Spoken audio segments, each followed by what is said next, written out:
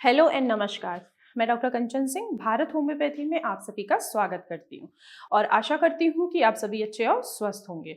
आज के इस वीडियो में मैं आप सभी से बात करने वाली हूँ कि क्या एक किडनी फेलियर का पेशेंट मूली का सेवन कर सकते हैं या नहीं कर सकते हैं। तो चलिए वीडियो को स्टार्ट करते हैं। मूली सब्जी है पर हर सब्जी दवा नहीं होती।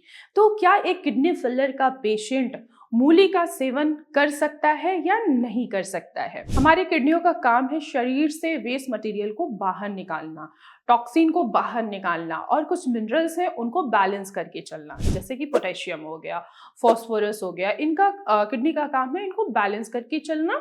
और किडनी का एक काम और भी है, वो है आपके ब्लड प्रेशर को रेगुलेट भी करती है। लेकिन यहाँ पे एक सवाल ये आता है कि क्या किडनी फेलियर का पेशेंट मूली का सेवन कर सकता है या नहीं कर सकता है।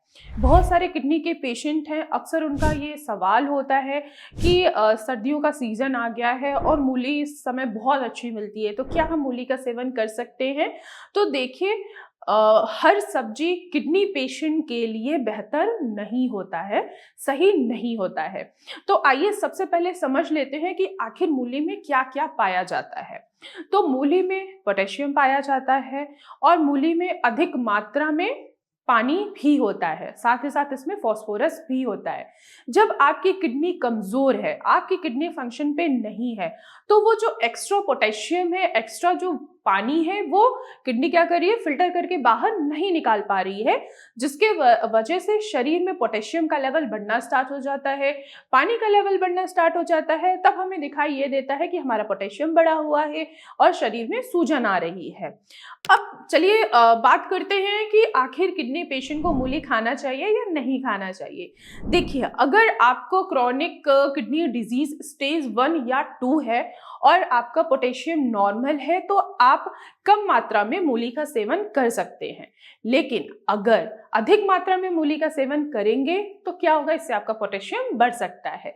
ध्यान रखिएगा कि अगर आपकी क्रॉनिक किडनी डिजीज स्टेज 1 है, 2 है, तो आप कम मात्रा में मूली का सेवन कर सकते हैं। लेकिन आपको कच्ची मूली का सेवन नहीं करना है। मूली को बॉईल करना है, उसका पानी फेंकना है, उसकी सब्जी बना के आप खा सकते हैं, उसका आप स्टफ रोटी के रूप में भी बना के खा सकते हैं। अगर वहीं पे आपका अगर स्टेज 4 या 5 है या आप डायलिसिस पे हैं, तो आपको मूली खाने से बचना है, क्योंकि अगर आप मूली खाएंगे तो ये तो आपके पोटेशियम को भी बढ़ाएगा, साथ ही आपके दिल के धड़कन को भी बढ़ाएगा और सूजन, गैस, एसिडिटी, ये सारी चीजें ये कॉज करेगा।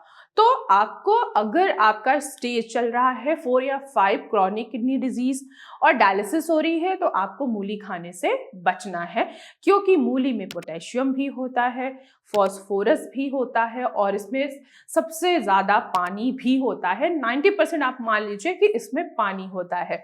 तो हमें कुछ सिम्टम्स दिखाई देता है कि जब आप कंटिन्यू मूली खाते हैं, कच्ची एज ए सैलेड के रूप में खाते हैं, तो सबसे पहले आपको देखने को ये मिलता है कि आपका पोटेशियम बढ़ रहा है। दूसरा, आपको गैस, एसिडिटी, खट्टे डकार आना, ये आपको देखने को मिलता है। तीसरा, आपको सूजन देखने को मिलता है। और चौथा, आपको दिल की धड़कन फास्ट हो जाती है, घबराहट होती है, बेचैनी होती है, क्योंकि जब पोटेशियम आपका बढ़ता है तो पोटेशियम जो है वो सीधे आपके हार्ट पे प्रेशर देता है, जिससे आपकी दिल की धड़कन बढ़ जाती है।